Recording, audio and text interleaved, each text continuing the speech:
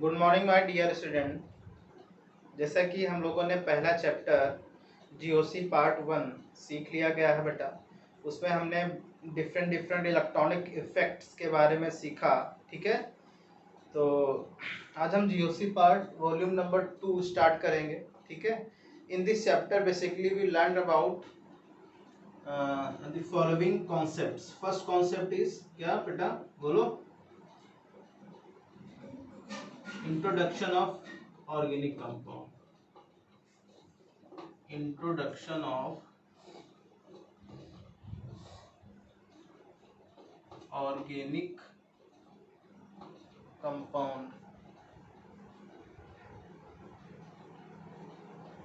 ठीक है, number 2, some fundamental concept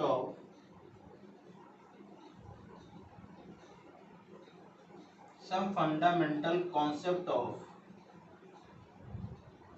organic compound.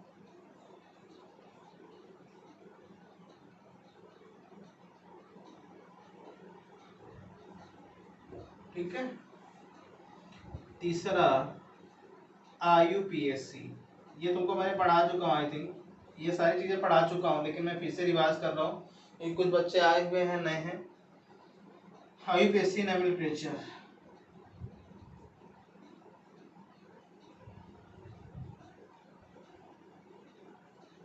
और फोर्थ है आइसोमेरिज्म। ठीक है बेटा। और फिफ्थ है रिएक्शन ऑफ मैकेनिज्म। हम मैकेनिज्म सीखेंगे इसमें, reaction of mechanism.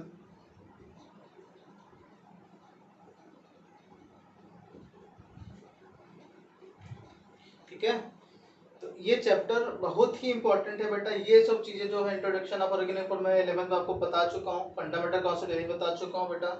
IUPAC nomenclature ये भी बता चुका हूँ। और ये दो टॉपिक जो हैं वो बताना तुम लोग को।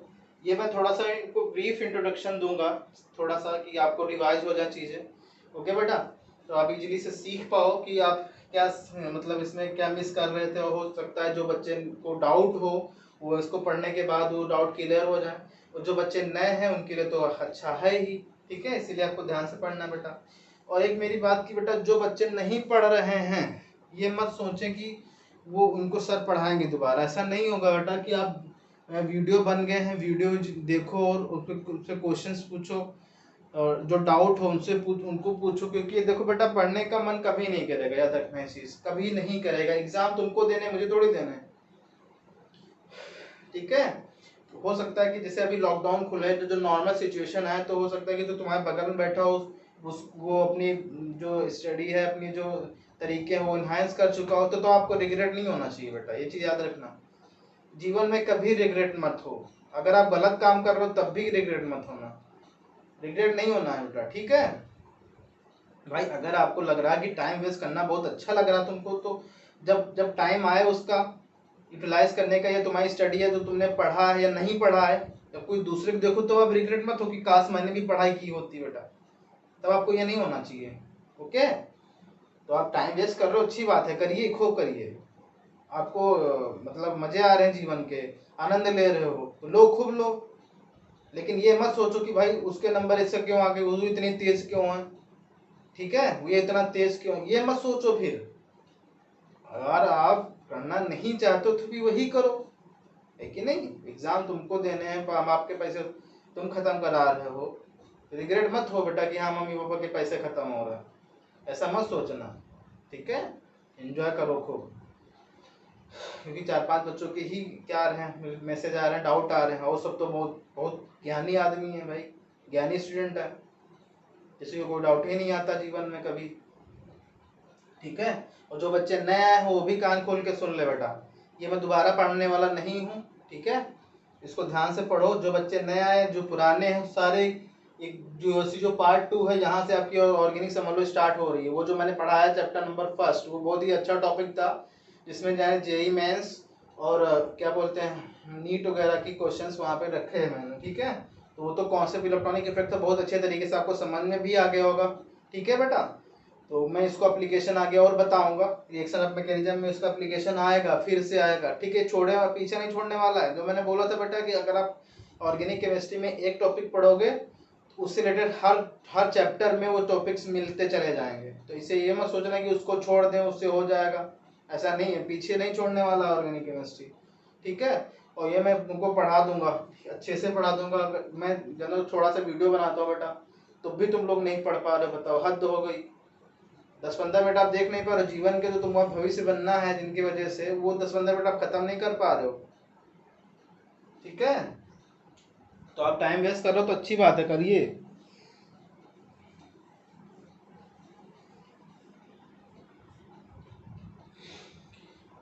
लेकिन रिग्रेट मत होना जीवन में कभी भी, ठीक है बेटा, रिग्रेट नहीं होना बेटा। अगर आप टाइम वेस्ट करो तो करो, खूब करो, कोई दिक्कत नहीं। चलो आगे बढ़ते हैं। इंट्रोडक्शन ऑफ ऑर्गेनिक केमिस्ट्री, ठीक है। Introduction of organic chemistry. Organic chemistry क्या होती है, इसका हम थोड़ा सा ब्रीफ इंट्रोडक्शन आप लोग को बताऊंगा मैं। तो बेटा 18th सेंचुरी में क्या हुआ कि दो टाइप के ही कंपाउंड प्रेजेंट थे एटमॉस्फेयर में या अर्थ में, ठीक है बेटा। जिनको क्या बोला गया, एक तो इनऑर्गेनिक कंपाउंड, दूसरा ऑर्गेनिक कंपाउंड। इनऑर्गेनिक कंपाउंड क्या होते हैं बताओ, बोलो, नहीं बता पा रहे हो ना मूर्खों। इनऑर्गेनिक कंपाउंड क्या होते हैं? इनऑर्गेनिक कंपाउंड्स वो कंपाउंड्स होते हैं जो अर्थ क्रस्ट में मिलते हैं। अर्थ क्रस्ट मतलब जो हमको एटमॉस्फेयर में या अर्थ में जो मिलते हैं, अर्थ क्रस्ट में जब मिलते हैं उसको क्या बोलते हैं, उन कंपाउंड्स क्या बोलते हैं, इनऑर्गेनिक। जैसे सल्फर हुआ, एसिड्स हुए, कौन से एसिड, मिनरल एसिड इसको बोलते हैं, कौन कौन से, H2SO4, nitric acid, sulphuric acid, ठीक है। ये सब क्या होते हैं बेटा, बोलो, ये होते हैं इनऑर्गेनिक कंपाउंड, ठीक है। फॉस्फेट, कार्बोनेट, ETC, ये सब अर्थ क्रस्ट में ही मिलते हैं, ओके बेटा। तो ये सब कंपाउंड्स क्या कहलाते हैं बताओ, इनऑर्गेनिक कंपाउंड कहलाते हैं। दूसरी बात, ऑर्गेनिक कंपाउंड क्या होते हैं बताओ। अब कुछ मूर्ख कह रहे होंगे, ऑर्गेनिक कंपाउंड वो कंपाउंड होते हैं जो क्या होते हैं बेटा, जिनके पास कार्बन होता है ना। बहुत अच्छी डेफिनेशन बता रहे हो, जो कि गलत है, ठीक है। तो तुमको मैं बता भी चुका हूँ क्या होती है ऑर्गेनिक केमिस्ट्री की, ऑर्गेनिक कंपाउंड क्या होते हैं, ठीक। लेकिन यहाँ पर समझ लो फिर से, ठीक है। ऑर्गेनिक कंपाउंड क्या होते हैं बोलो। Organic compound are those compound which are found in living things, मतलब जो जीवित वस्तुओं में मिलते हैं। जैसे जीवित कौन कौन से होता है, पेड़ जीवित होता है कि नहीं? कुछ बच्चों ने तो बोला नहीं होते हैं सर, ऐसा नहीं बेटा, पेड़ जीवित होते हैं। पेड़, पौधे, पौधे जानते हो कि नहीं जानते तुम लोग, ठीक है। वेजिटेबल्स, सब्जियां, एनिमल्स, तुम लोग तो एनिमल हो ही, जानवर है कि नहीं। तो इनमें सब में क्या होते हैं बेटा, इनमें ऑर्गेनिक कंपाउंड होते हैं, ठीक है। जैसे तुम लोगों ने सुना होगा एक फार्मिका आंट होती है, उससे फार्मिक एसिड मिलता है। एक ऑक्जेलिक एसिड समझ रहे हो ना बेटा, ऑक्जेलिक एसिड का प्लांट होता है, वहां से मिलता है, ठीक है। तो ये सब, और दूसरे जो एसिटिक एसिड, आपने विनेगर सुना बेटा, उसको एसिटिक एसिड कहते हैं, जो गन्ने के रस से मिलता है। देखो इतना तो सबको पता है। अब ये सब चीजें क्या है, जीवित है ना, तो जीवित चीजों से ये ऑर्गेनिक कंपाउंड मिलती हैं, ठीक है। लिविंग थिंग्स जैसे जो वेजिटेबल्स है या प्लांट्स हैं, एनिमल्स हैं, इनमें ही पाया जाता है ऑर्गेनिक कंपाउंड, ठीक है बेटा। ये किस समय की बात हो रही है बेटा, ये 18th सेंचुरी की बात हो रही, 1800 शताब्दी की बात हो रही है, ठीक है। उसी समय एक साइंटिस्ट थे बेटा, बर्जीलियस, बहुत बड़ी हस्ती थे ये। क्या नाम था बेटा, बर्जीलियस। बर्जीलियस साइंटिस्ट ने एक थ्योरी प्रपोज की जिसको क्या बोला गया बेटा, वाइटल फोर्स थ्योरी। क्या, वाइटल, रिवाइटल नहीं का दो, vital force theory. Vital force theory, vital force theory क्या होती है? वाइटल फोर्स थ्योरी ये कहती है कि जो किसके द्वारा प्रपोज की गई बेटा, बोलो, बर्जीलियस के द्वारा प्रपोज की गई। उन्होंने बताया कि भाई हम इनऑर्गेनिक कंपाउंड से ऑर्गेनिक कंपाउंड सिंथेसाइज नहीं कर सकते हैं इन द लेबोरेटरी, ठीक है। लैब में हम इनऑर्गेनिक कंपाउंड से ऑर्गेनिक कंपाउंड नहीं बना सकते हैं। ये केवल और केवल ऑर्गेनिक कंपाउंड को केवल लिविंग थिंग से ही फाइंड आउट कर सकते हैं, ठीक है बेटा।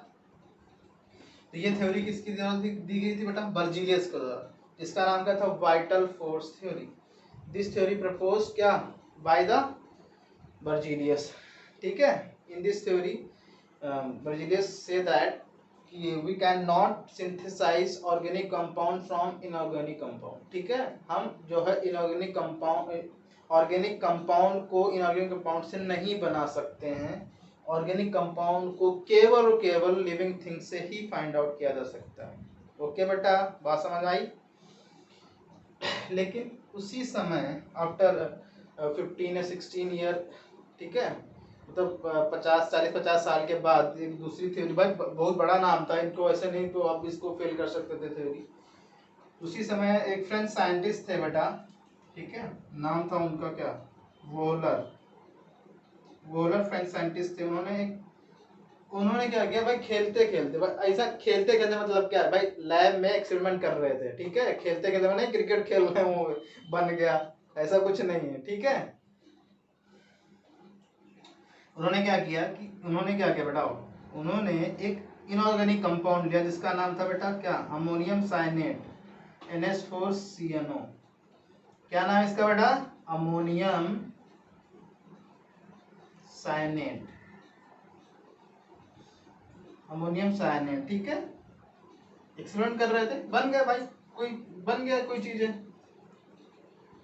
NH2CO NH2, ये यूरिया है। और यूरिया क्या होती है बेटा, बताओ? यूरिया एक ऑर्गेनिक कंपाउंड। तो देखो भाई, चेंजेस आ गए, ड्रास्टिक चेंज आ गए भाई। क्या आया देखो, फर्स्ट मेंबर जो था लेबोरेटरी में, जो डिस्कवर किया गया था ऑर्गेनिक फ्रॉम द इनऑर्गेनिक, क्या था? यूरिया था। तो ये भी क्वेश्चन आ सकता है तुम्हारे कॉम्पिटिटिव एग्जाम में, जो पटवारी एग्जाम में आ सकता है बेटा। ठीक है, तो ये देख लो कि भाई लेबोरेटरी में सबसे पहले जो ऑर्गेनिक कंपाउंड डिस्कवर किया गया था वो क्या था? तो क्या बता सकते हो आप? यूरिया। किसके द्वारा किया गया था बेटा, बताओ? वोलर द्वारा। ठीक है, वाइटल फोर्स थ्योरी किसने प्रपोज की थी, बताओ? बर्जीलियस ने प्रपोज की थी। ये इस तरीके से जो बच्चे भाई जो पढ़ नहीं रहे हो, टाइम वेस्ट करो, तो पटवारी और किसी इनका सबका एग्जाम दोगी भाई, डॉक्टर इंजीनियर क्या बनोगे तुम? ठीक है ना, जो टाइम वेस्ट करोगे। ओके बेटा, तो ये यहाँ पे चीजें आपको याद होनी चाहिए कि भाई यहाँ पे वोलर ने क्या कर दिया, इनऑर्गेनिक कंपाउंड से ऑर्गेनिक कंपाउंड बना दिया। ठीक है, तो ये थ्योरी हो गई फेल। किसकी थ्योरी? बर्जीलियस की, जिन्होंने क्या कहा था बेटा कि हम केवल और केवल ऑर्गेनिक कंपाउंड को लिविंग थिंग से ही फाउंड आउट कर सकते हैं और कहीं से भी नहीं बना सकते हैं, लेबोरेटरी में तो बना ही नहीं सकते। जिसको किसने खंडन किया बेटा? वोलर ने। वोलर ने क्या कर दिया, इनऑर्गेनिक कंपाउंड से एक ऑर्गेनिक कंपाउंड बना दिया। ठीक है, ये क्या है बेटा, बताओ? ये क्या है? एक inorganic compound. Okay, inorganic compound. ये क्या है? Organic compound. तो इस तरीके से क्या हुआ बेटा, बोलो बोलो? इनऑर्गेनिक कंपाउंड को हम लोग लेबोरेटरी में, लैब में बनाने लगे ऑर्गेनिक कंपाउंड को। ठीक है, तो भाई तुम सोचो, उस समय जो बर्जीलियस साइंटिस्ट थे, बड़ा नाम था उनका, उनकी थ्योरी को फेल कर दिया गया और ये भी बता दिया गया कि हम इनऑर्गेनिक कंपाउंड से ऑर्गेनिक कंपाउंड बना सकते हैं। तब ये डिफाइन करना बहुत ही मुश्किल हो गया क्या, कि ऑर्गेनिक कंपाउंड क्या होते हैं। उस समय क्या कर दिया, ये डिफाइन करना। भाई तुम सोचो, हम इनऑर्गेनिक कंपाउंड से भी ऑर्गेनिक बना सकते हैं, ऑर्गेनिक तो ऑर्गेनिक बना ही सकते हो, तो भाई डिफाइन कैसे कर, how to define organic compound, कैसे आप बता सकते हो कि ऑर्गेनिक कंपाउंड है ये? ठीक है, बोलो। तो बताया गया क्या, कि भाई बताया गया कि जिनके पास, जैसे तुम लोगों ने अभी बताया था, क्या बताओ, क्या बताया था?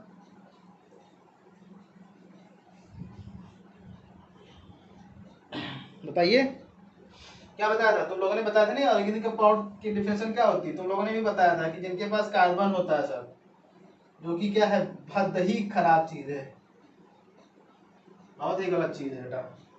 ठीक है, तुम लोगों ने क्या बताया कि सर वो कंपाउंड जिनके पास कार्बन होते हैं वो क्या कहलाते हैं? ऑर्गेनिक कंपाउंड कहलाते हैं, जो कि क्या है, बहुत ही असत्य बात है। जैसे देखो, ये कार्बोनेट है और ये क्या बेटा, बाइकार्बोनेट। ये क्या है साइनाइड, ये क्या है आइसोसाइनाइड। ये क्या है बेटा, इनके पास सबके पास कार्बन है, लेकिन all these ions are inorganic, inorganic ion. ठीक है, ओके। तो इनऑर्गेनिक आयन, इनके पास अगर आप Hb जोड़ दोगे तो भी क्या होगा, ठीक है, ऑर्गेनिक इनऑर्गेनिक कंपाउंड ही माना जाएगा। ओके बेटा, बात समझ में आ गई? बोलो, इनऑर्गेनिक कंपाउंड ये सब है। मैंने जैसे बताया कि बेटा भाई ऑर्गेनिक कंपाउंड को कैसे आप डिफाइन करोगे, तो जैसे ओल्ड कॉन्सेप्ट के अकॉर्डिंग कि those compound which have carbon are called क्या ऑर्गेनिक कंपाउंड, जो कि क्या है बेहद ही खतरनाक बात है, खराब बात है, ये आप उसको डिफाइन नहीं कर सकते। तो ये क्या है, ये तो कार्बोनेट है, बाइकार्बोनेट है, साइनाइड आइसोसाइनाइड है, इनके पास कार्बन है but they are not organic compound, they are क्या इनऑर्गेनिक कंपाउंड। तो आप कैसे डिफाइन करोगे? तो डिफिनेशन जो मॉडर्न डिफिनेशन थी बेटा, डिफिनेशन जो आई क्या आई, hydrocarbon and its derivatives, hydrocarbon, hydrocarbons, hydrocarbons and its derivatives, hydrocarbon and its derivatives are called क्या ऑर्गेनिक कंपाउंड, ऑर्गेनिक मतलब हाइड्रोकार्बन या इसके द्वारा जो उत्पन्न होते हैं, ड्राइव किए जाते हैं, वो क्या कहलाते हैं बताओ, वो क्या कहलाते हैं हाइड्रोकार्बन कहलाते हैं, वो क्या कहलाते हैं बेटा ऑर्गेनिक कंपाउंड कहलाते हैं। ठीक है, हाइड्रोकार्बन और इससे ड्राइव करने वाली चीजें क्या होती हैं ऑर्गेनिक कंपाउंड कहलाती है। This definition is modern definition, इसको आपको कंठस्थ कर लेना है हिंदी में अगर बोले, इंग्लिश में अगर बोले तो इसको रिमेम्बर कर लेना है, दिमाग में क्या कर लेना, फीड कर लेना है। ठीक है, ओके। तो आपको क्या बोलना ऑर्गेनिक की डिफिनेशन, क्योंकि कुछ बच्चों ने कुछ गधों ने पिछली बार क्या किया था बड़ा, डिफिनेशन पूछी कि ऑर्गेनिक कंपाउंड की डिफिनेशन वाइबा जब ले रहे थे सर, तो पूछा गया ऑर्गेनिक कंपाउंड क्या होता है, तो ऑर्गेनिक कंपाउंड ये बस कार्बन होता है, वहीं मन का थप्पड़ मार देते वहीं पे। ठीक है, तो आपको ये बताना है कि hydrocarbon and its derivatives are called क्या ऑर्गेनिक कंपाउंड। ठीक है, तो हाइड्रोकार्बन आप लोगों ने पढ़ा भी होगा, बोलो हाइड्रोकार्बन पढ़ा कि नहीं पढ़ा? हाइड्रोकार्बन क्या होते हैं बोलो? हाइड्रोकार्बन नाम के अकॉर्डिंग ही बता रहा, हाइड्रोकार्बन, हाइड्रो मतलब जिनके पास दोज कंपाउंड विच है क्या बेटा, दोज कंपाउंड विच हैव क्या कार्बन एंड क्या हाइड्रोजन, और कॉल्ड क्या हाइड्रोकार्बन। और हाइड्रोकार्बन दो टाइप के होते हैं बेटा, कौन कौन से, एक तो सैचुरेटेड होता है, सैचुरेटेड हाइड्रोकार्बन,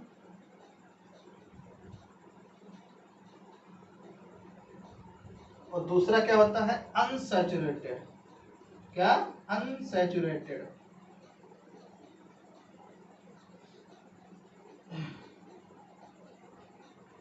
सैचुरेटेड हाइड्रोकार्बन वो कार्बन होते हैं जिनके मध्य, जिनके बीच में कैसा बॉन्ड होता है सिंगल बॉन्ड। ठीक है, जैसे क्या एग्जांपल में जैसे एल्केन्स ले लें, जैसे क्या एल्केन, एल्केन उनके बीच कैसा बॉन्ड होता है कार्बन कार्बन के बीच सिंगल बॉन्ड। अगर का और अनसैचुरेटेड हाइड्रोकार्बन को दो पार्ट में और डिवाइड कर दिया गया, कौन कौन से बेटा, एल्कीन और कौन सा एल्काइन में, एल्कीन और एल्काइन में। एल्कीन क्या होते हैं जब कार्बन कार्बन के बीच कैसा बॉन्ड हो बेटा डबल बॉन्ड, एल्काइन क्या होता है जब कार्बन कार्बन के बीच कैसा बॉन्ड हो ट्रिपल बॉन्ड हो, तो वो क्या होती हैं एल्काइन होती है। ठीक है, तो आप हाइड्रोकार्बन सीख गए। तो अगर मैं तुमसे पूछूं बेटा कि सैचुरेटेड हाइड्रोकार्बन क्या होते हैं, तो आप क्या बताओगे? वो हाइड्रोकार्बन जिनके बीच कार्बन कार्बन के मध्य कैसा होता है बॉन्ड सिंगल बॉन्ड, और अनसैचुरेटेड हाइड्रोकार्बन क्या होते हैं जिनके मध्य क्या हो कार्बन कार्बन के मध्य क्या होता है डबल या ट्रिपल बॉन्ड। ठीक है, तो सबसे पहला मेंबर जो था सैचुरेटेड का वो कौन सा था बेटा, वो मीथेन था। क्या था बेटा, मीथेन। हाइड्रोकार्बन का जो सेंट्रल हाइड्रोकार्बन का फर्स्ट नंबर का था वो था मीथेन। अब इसे यहाँ पे बताया गया था कार्बन हाइड्रोकार्बन है इट्स डेरिवेटिव और कॉल्ड क्या बेटा ऑर्गेनिक कंपाउंड। तो यहाँ मीथेन जो आया, जैसे मीथेन में क्या है बेटा हाइड्रोकार्बन है, कार्बन है, ये कार्बन है, ये कार्बन है और ये कार्बन। अब यहाँ से तुम क्या कर सकते हो, यहाँ से हाइड्रोजन हटा के यहाँ पे कुछ भी जोड़ सकते हो। इसे Cl जोड़ दिया आपने तो इसका नाम क्या होगा, मेथाइल क्लोराइड होगा कि नहीं होगा बेटा बोलो। तो ये मेथाइल क्लोराइड बना किससे, इसी से तो बना है, बोलो हाइड्रोकार्बन से बना। हाइड्रोकार्बन से मतलब मीथेन से तो मेथाइल क्लोराइड बना, यानी मेथाइल क्लोराइड भी क्या हुआ, ऑर्गेनिक कंपाउंड हुआ कि नहीं हुआ, बोलो बात समझ आ रही। तो ऑर्गेनिक कंपाउंड और those compound which are derived from the क्या बेटा organic compound derived from the hydrocarbon और कॉल्ड क्या ऑर्गेनिक कंपाउंड। तो मेथाइल क्लोराइड अगर यहाँ पे OH जोड़ दे तो क्या होता है, मेथाइल अल्कोहल हो जाता है बेटा। तो मेथाइल अल्कोहल भी आल्सो नोन एज क्या बेटा organic compound because they also derived from the hydrocarbon. ठीक है, और इसका फर्स्ट नंबर क्या है एल्कीन का इथीन, इसका एसिटिलीन। ठीक है, तो आप समझ गए होगे कि ऑर्गेनिक कंपाउंड क्या होगा, इंट्रोडक्शन आप समझ गए होगे अच्छे से। ओके बेटा, किसी को कोई डाउट अभी तक नहीं, ठीक है।